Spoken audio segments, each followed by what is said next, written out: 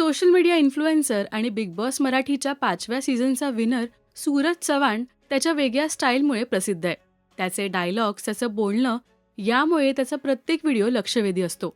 सूरजचे चाहते बऱ्याचदा त्याची नक्कलही करतात. इतकंच नाही तर नुकत्याच पार पडलेल्या झी चित्रगौरव पुरस्कारात स्किटमध्ये सूरजची नक्कल करण्यात आली. निलेश साबळे, भाऊ कदम आणि इतर कलाकारांकडून एक स्किट सादर करण्यात आलं. सूरजचं एक कॉमेडी पात्र साकारलं होतं. त्यावरून सूरजने नाराजी व्यक्त केली आहे. त्याचं कॅरेक्टर साकारलं म्हणून नाही, तर त्याला त्या सोहळ्यात बोलवलं नाही म्हणून सूरज नाराज आहे. सोशल मीडियावर व्हिडिओ पोस्ट करत सूरज म्हणालाय की काही कारणास्तव हा व्हिडिओ बनवावा लागतोय. माझं मन प्रचंड दुखावलंय. झी चित्रगौरव पुरस्कार सोहळ्यात माझं कॅरेक्टर प्ले करण्यात आलं. याचा मला प्रचंड आनंद आहे. पण माझ्या मनात एक खंत आहे. जी गोष्ट माझ्या मनाला खूप लागली आहे. झी चित्रगौरवची टीम ही सगळी मंडळी फार मोठी आहेत.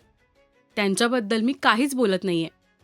पण मला त्यांनी बोलवलं असतं आणि कुठल्या तरी कोपऱ्यात जरी बसवलं असतं तरी मला बरं वाटलं असतं. पण मला फोनही केला नाही, बोलवलं सुद्धा नाही. हे पाहून माझं मन दुखावलंय. मी माझ्या चाहत्यांना देव मानतो. तुमच्या मनात आहे ना मी टॉपचा किंग आहे. यामुळे मी जो आहे तो माझ्या आईवडिलांमुळे आहे आणि संपूर्ण महाराष्ट्रामुळे. सूरज सोशल मीडियावर रील्समुळे तर घराघरात पोचलाच, पण त्याला खरी ओळख मिळाली ते बिग बॉस मराठीमुळे. त्यानंतर झापूक झुपूक या सिनेमातून त्याने मोठ्या पडद्यावर पदार्पण केलं. असं असताना सुद्धा सूरजला अवॉर्ड शोमधून गृहीत धरण्यात आलं. याचं सूरजला मात्र वाईट वाटलंय. कमेंटमध्ये चाहत्यांनी त्याला सपोर्ट केलाय. तुम्ही इतर रील स्टार्सना आणि कलाकारांना बोलवता, मग सूरजला का डावललं असा सवालही फॅन्सनी केलाय. यावर आता तुमचं काय मत आहे हे आम्हाला कमेंट्समधून नक्की सांगा.